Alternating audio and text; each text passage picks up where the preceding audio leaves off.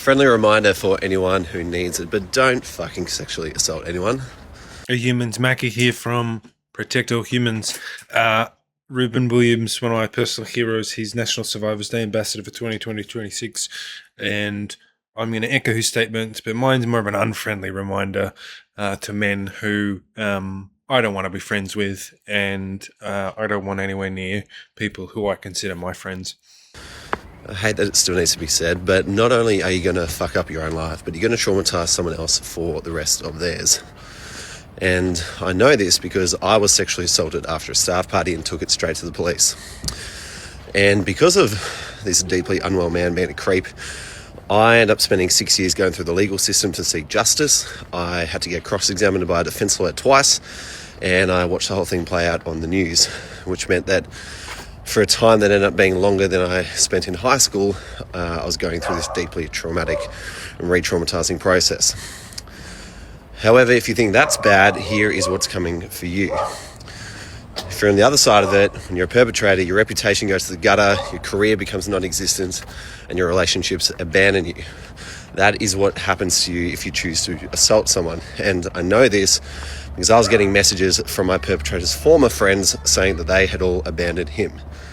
And rightly so. Good men do not stand by men who have committed sexual violence. Hey Humans, Macca here from Protect All Humans. I want to shout out Reuben Williams, one of the National Survivors Day Ambassadors for 2026, one of my personal heroes, because he stood up against the patriarchy in his own way. He submitted his body and his mental health to the criminal justice system to call out something that he knew was wrong, which was being the victim of a sexual assault. And the perpetrator he refers to was one of my former best friends. I'm not friends with him anymore, and I'm not friends with anyone that is friends with him anymore, because that's what you do when you find out as a man that someone who you trusted and maybe even loved like they were your brother. You know, we talk about mateship in this country. It's a powerful phenomenon. The alliance of men.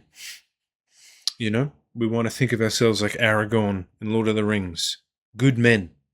Well, good men do not stand by men who have committed sexual violence. I don't care what your religious beliefs, spiritual creed, or any other political beliefs you may hold. If we cannot agree that good men do not stand by men who have committed sexual violence, then we face an abyss of understanding between one another. If you don't understand why consent is important, if you don't understand why the decision to rape someone, the decision to assault someone, the decision to groom someone, the decision to violate someone's body, and then joke about it afterwards.